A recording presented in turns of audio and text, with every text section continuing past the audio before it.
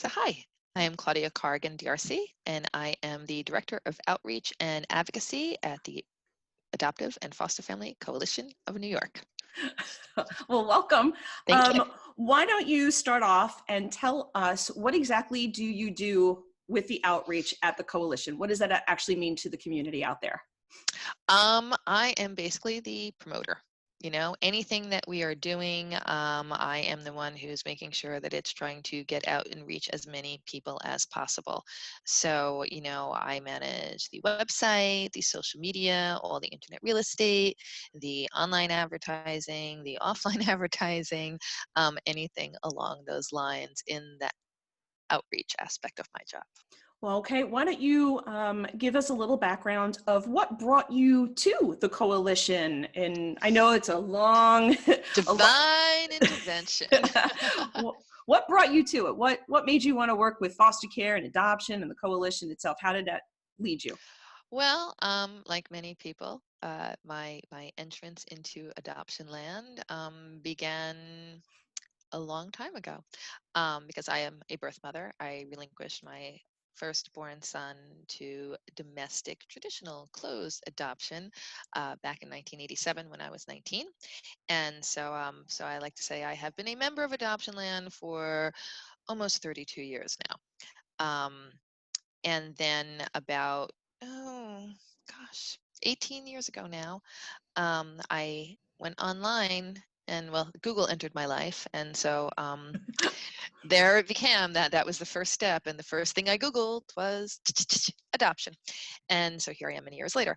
But yeah, so basically I have spent a lot of time involved in the online adoption community, almost 2 decades now.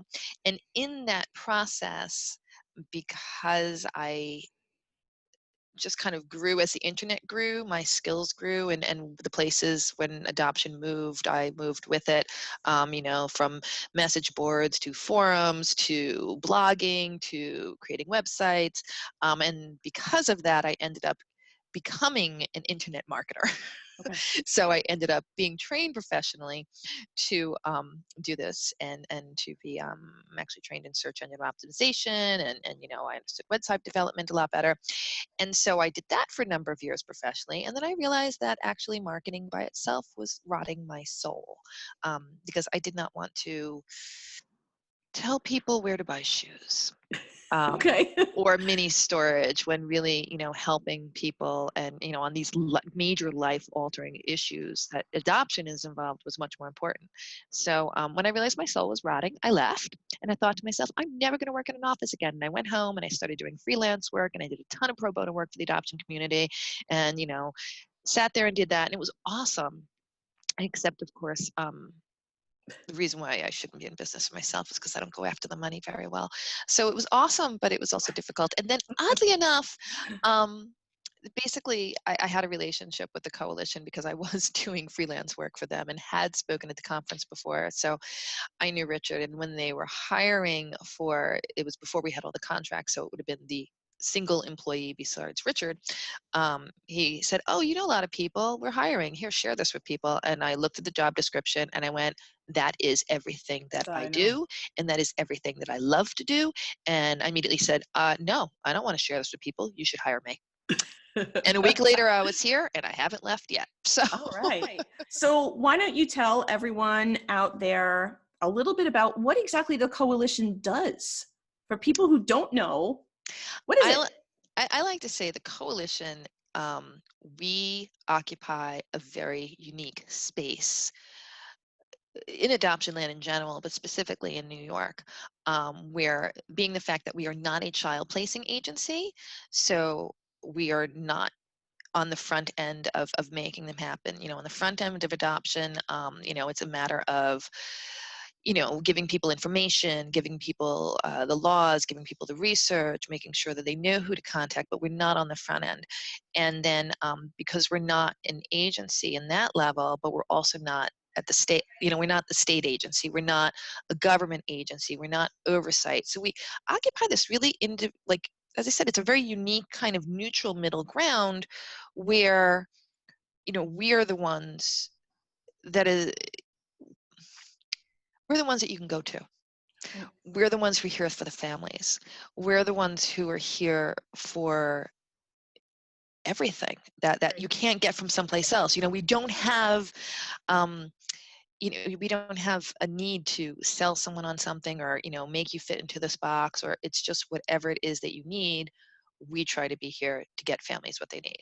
And I always say knowledge is power. Right. So the more people know, and the more you can reach people, and no matter what, I think all of us can agree that often this journey, no matter what part of the journey we take, it can be very isolating, whether you feel like you're an adoptive parent, or you're a foster parent, or you're an adoptee, or you're a person who lived in foster care, or as a birth parent. It's very isolating. So the most important thing I think that we can do is just be able to connect with each other and be there for each other, because it does take a village. Right.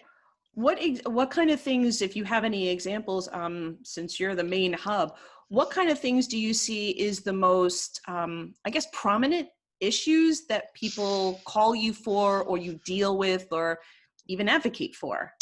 Well, I take all the phone calls from pretty much any adoptee or descendant of adoptee or birth parent who's searching or wanting to get access to their original birth certificates, or need documentation for their, for legal reasons. Those calls are all mine.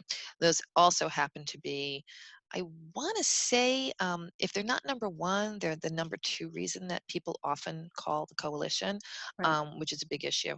So that's the number one. I mean, and that's something that original birth certificate access is something that I have personally worked on since 2006, and go New York. Yeah, uh, no, actually that's I'm glad you mentioned that, because that's one of my next all questions. right. Um, so I was talking to someone, an adoptee the other day, and I asked the question, because most people are on Facebook and they scroll, Yep.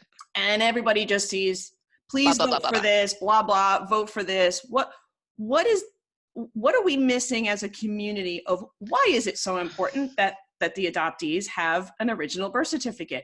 Now, I know the answer, but what is everybody, when they're scrolling by, why do they need to stop? What's the thing that they're missing?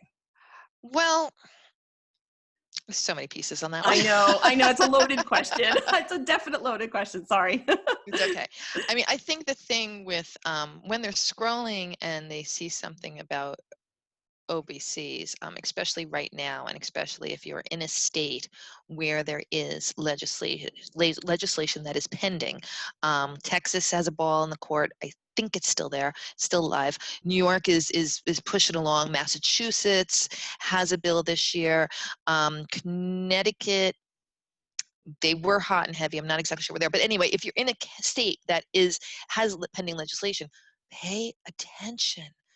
Sign up for the email list, and when they say make your phone calls, please make your phone calls. I mean, we had New York Adoptee Rights Coalition. The New York bill was heard for the first time ever today Yay. in the Senate Health Department. I mean, it was never heard by the Senate Health Committee ever, and they passed it, and they've recommended it to go to the floor for a vote, which is absolutely positively amazing. And there was call outs from NIARC saying, email the senators, email everybody who's on the health committee and say, this is important to me. I need you to pass this. And then, there was a phone call list of call them and say, this is important to me. And we know, because we asked them, have you been getting a lot of phone calls? Yes. They're saying, yes, we're getting flooded on this issue. And that is so important, because it might be important to us, but unless we convey that to our legislators, they don't know, they don't care, and they're not going to listen. They really actually do listen if we tell them what they want, what we need. And Right. so it really is our job as constituents and as members of Adoption Land to make sure that if we care about something, to make the phone call, take 5 minutes, send the email. And most of the activist groups, they're giving you copy and paste anyway. It's called, here's the list of emails, copy, paste. Here's the letter, copy, paste, sign your name, hit send. There you go. You're an amazing activist. And it took you all of 94 seconds. Right. There's no excuse that people can't do that. So that's my number one thing. I mean, at least do that. The other thing that people really should do is, oh my God, pay a little bit more attention. Right. I mean, we were laughing already because we're saying, yay, it passed the Senate Health Committee. And then already there's, does this mean I can get my OBC? No, you can't get it yet. Like, at least, I know it's complicated and not everybody has the time, but at least, pay a little bit of attention so you don't ask 1,000 times silly Why is it questions. so important? Why is it so important that adoptees have their OBC? Well, number one, the core issue on this, no matter what everybody's, whatever people might think and what people's personal stories are, the core issues on this, it is a matter of civil rights. Right. End of story. Adoptees are the only classification of human beings in this country who are denied access to their original birth certificates. Mhm. That is discrimination. When a class of people are treated differently than another class of persons just based on the circumstances of their birth of which they had no control, which is an adoptee, that's discrimination.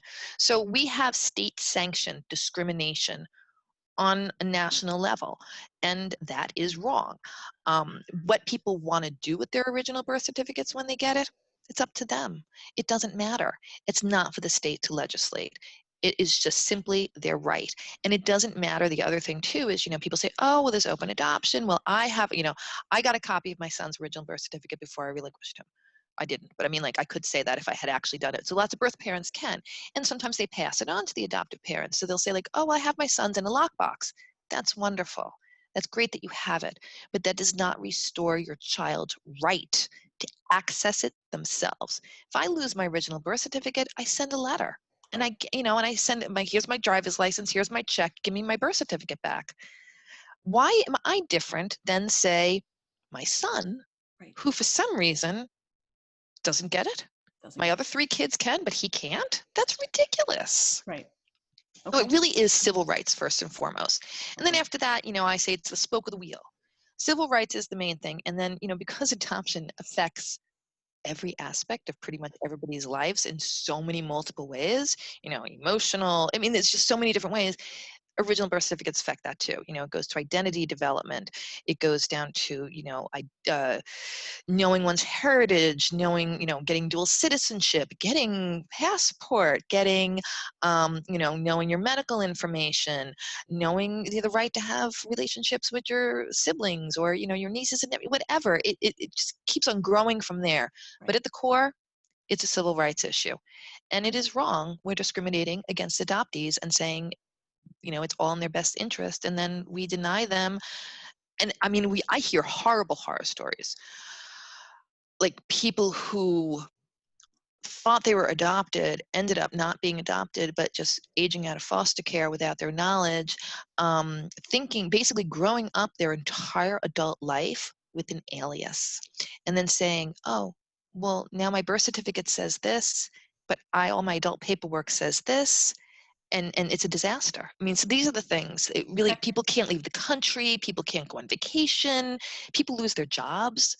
It's a really Yes. hard problem. Wow. Thank you for sharing that. We're going to switch back to the conference. Yep, yep. Yep. And what do you hope to get out of the conference when you're going? I know you're running around and you're the one who putting it together, but what do you hope to get out of this year's conference? This is the 30th annual. It's a big deal. Yep. Number 30. What kind of things are you expecting? What do you want to see? What are you looking forward to? What do you? Well, my perspective, my view of the conference is often very different from everybody else's because Yes. I am one of the main organizers, and I say I spend 3 days putting out forest fires. If there's a problem, my job is to put it out. So I only see all of the things that go wrong. So it's really great when people tell me afterwards, like, "Hey, that was great," and I'm like, "Oh, good, really?" Because I thought it was a disaster. Um, but so I hope to see less forest fires, less fires to put out. I'm hoping that things go really smooth. We have a great team, and there's lots of people that pitch in and lots of volunteers. I mean, we have awesome, awesome, awesome presenters and keynotes, and people really give their heart and soul to this. So my hope is always just, that everything goes as smooth as possible. Will it? Probably not. No. Will anybody else know that? No, Hopefully not. Hopefully it's just not me. really. Exactly. All right. So, my hopes usually consist of a little bit of sleep, maybe a meal or two, and some comfortable shoes. It really, that's those are my goals. I really, but for everything else, I think it's gonna. I don't doubt. Let's put it that way. I don't need to hope on everything else because I don't doubt that it's going to be an absolutely amazing experience. Awesome. Just getting. I I love conferences. Period. I Right. love adoption conferences even more. The Right. fact that now I get to create one Create one. Yeah. is just is wonderful because I love them, and I think that there is, if a person, if they've been involved in adoption in one way or another, has never gone to a group or gone to be with a large body of people who have similar experiences, you are really denying yourself something True. huge and vital. And it's, we all get nervous beforehand and we're scared. And I mean, I still do, and I've been doing this for years. And I try to convince myself, oh, I don't really need to go, but I need to go. But there's just something so fulfilling about being with your tribe. It's your Yes. people, it's your Yeah. family, and they will get you. And it's just, there is something so lovely about being able to talk to another human being and not have to put disclaimers or explain it or go back and educate them, but you can just talk about your Right. stuff and they go, yeah, no, I get you. And they Right. do. They Right. really do. And that is, there's so It much is an value in awesome. that. It's an awesome It's an feeling. amazing experience. Yeah. Well, so you were first timer last First year, timer right? last year. Yeah. I've never been so overwhelmingly happy. Yeah. It was an experience. I was definitely tired. Oh yeah. A Yeah. lot of information. You have to actually take like 2 days off afterwards in your brain. Oh, Just processing let it it afterwards. all resonate. And obviously I saw it from a different perspective. Yeah. So I got a lot more information. Mm-hmm. So I was very, very happy.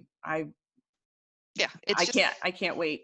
it's a wonderful experience for people. And I just say, for whether it's an adoptee, whether it's a birth parent, find your tribe, go to the meetings, go to a conference, just plunge in. You will not be disappointed You at will all. not be disappointed. Never, ever, anybody. I don't think anybody ever will.